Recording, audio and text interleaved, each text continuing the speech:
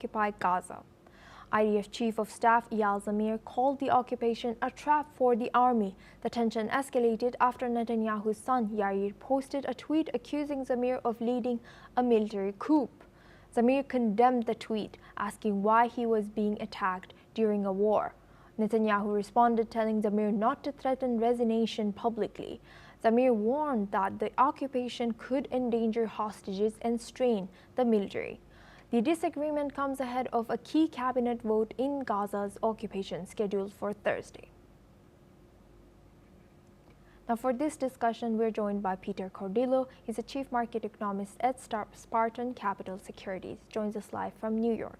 Thank you, Peter, for joining us today. Good to see you. Now thank you. Now this is surprising. How significant is this public clash between or within Israeli military? It's very interesting indeed. But I've been looking back since the war started to various meetings between the cabinet and the military, and from time to time there have been quite significant differences about strategy, and this current difference is probably more significant than the others because there are two very distinct views here. The Netanyahu government, supported by the right wing of the government, want a clear, unequivocal, unambiguous and total destruction of Hamas. The military, however, believe that their job is 90% completed and see no further benefit in continuing with the further destruction.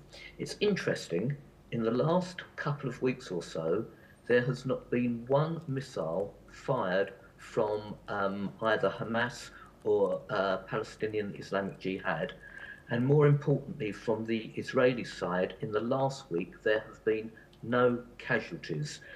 There were quite a few leading up to this. So from the military's perspective, and don't forget, they are obliged to carry out the policies of the government. That's in the constitution, and that's how the military react. But the hierarchy in the military see no further benefits or no increased benefits in continuing with the military destruction. All the tunnels have been destroyed. The only issue left is the hostages, and the military believe that it's by political means that will achieve that objective and not by military means. Yes, for the earlier confusion, Peter, I would like to apologize. With us sitting is our guest, Peter Baum. He's a foreign editor at Weekly Blitz. Now we go back to our guest discussion. Sorry about that, Peter. Now, what could be the potential consequences for Israel's military strategy and political stability if this disagreement between the military leadership continues? Yeah, I believe that the spat between the military and the politicians will get resolved as it always does.